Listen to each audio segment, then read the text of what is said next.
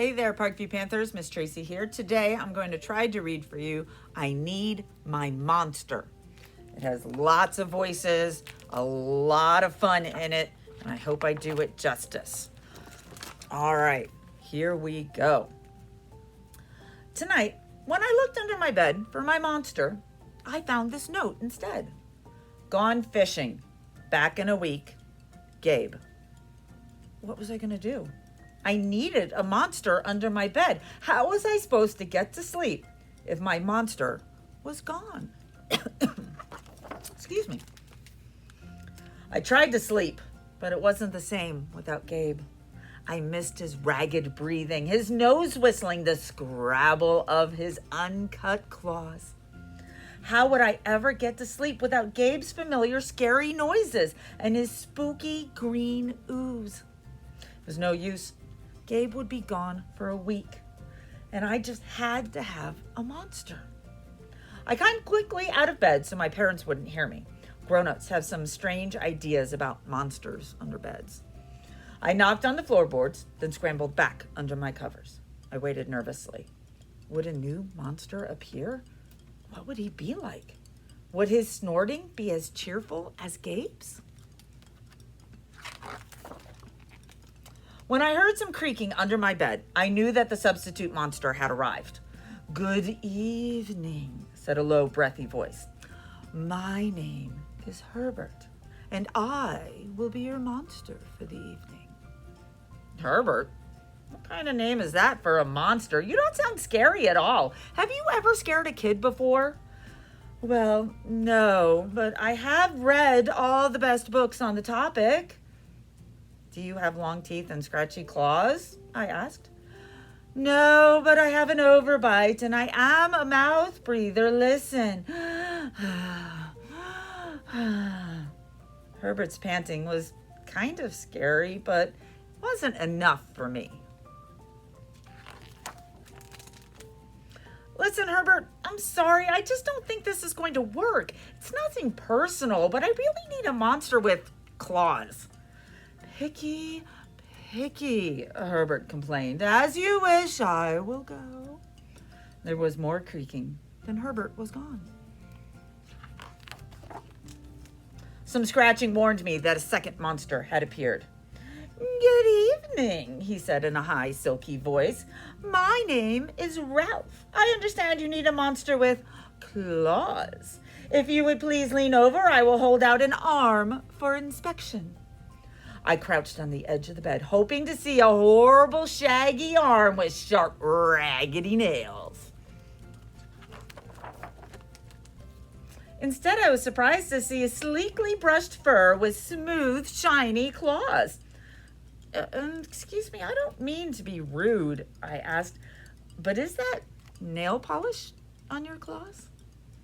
Yes, it is, Ralph replied. I believe professional monsters should always be well-groomed. I could tell this was not going to work out either.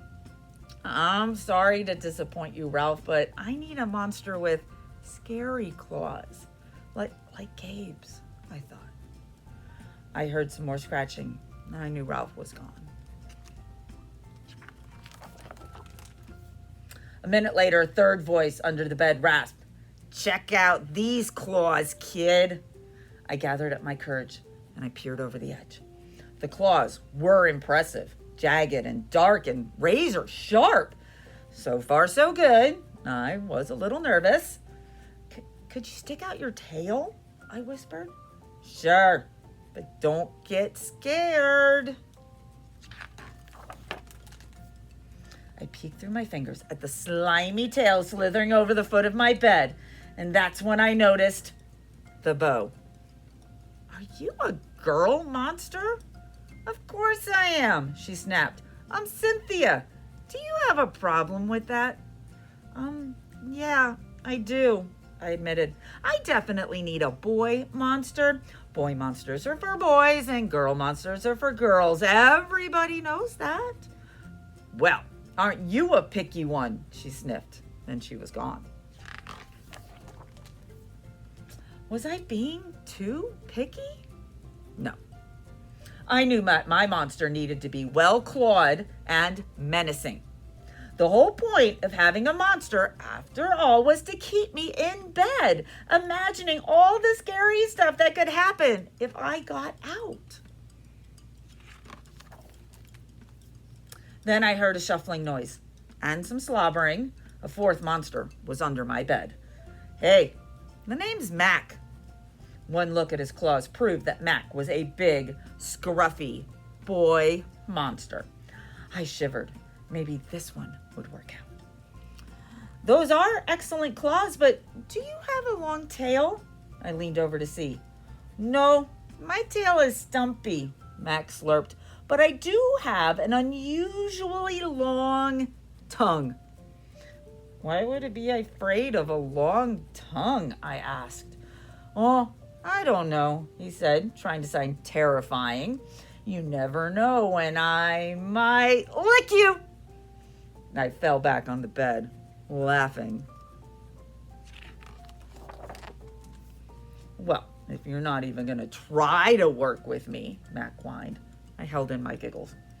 I really don't think you should send me away, he warned. Kids who reject 5 monsters in one night. I did not reject 5 monsters tonight, I interrupted. My regular monster went fishing.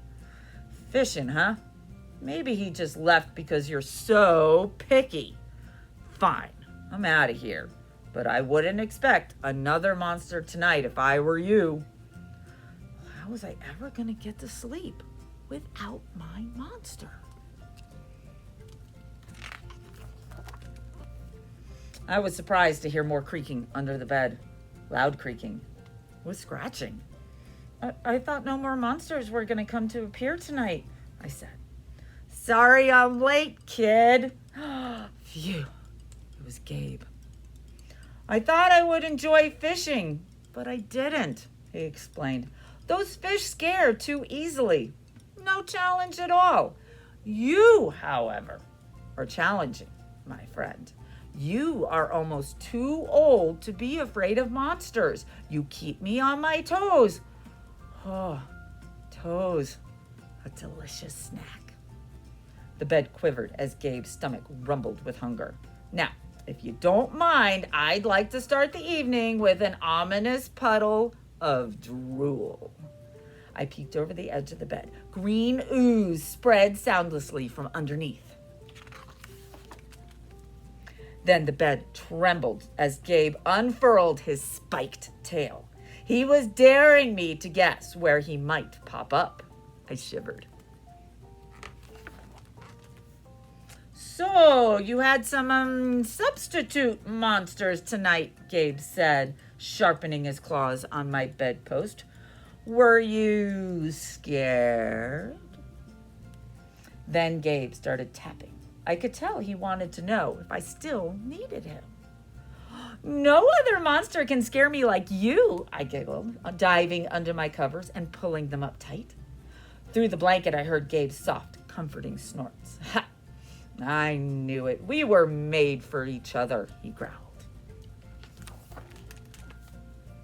When my blanket started to slip off the bed, I knew Gabe was ready to eat. Now, if you could please stick out your foot, he said. I'd like to nibble your pinky. I yanked my blanket back up and scrunched my feet up so Gabe couldn't get them. No toes tonight, but you can have this, I offered, pushing a pillow off the bed. I didn't even hear it hit the floor. Gabe was back. The ooze was perfect. Everything was back to normal. I shivered again. I'd be asleep in no time. The end.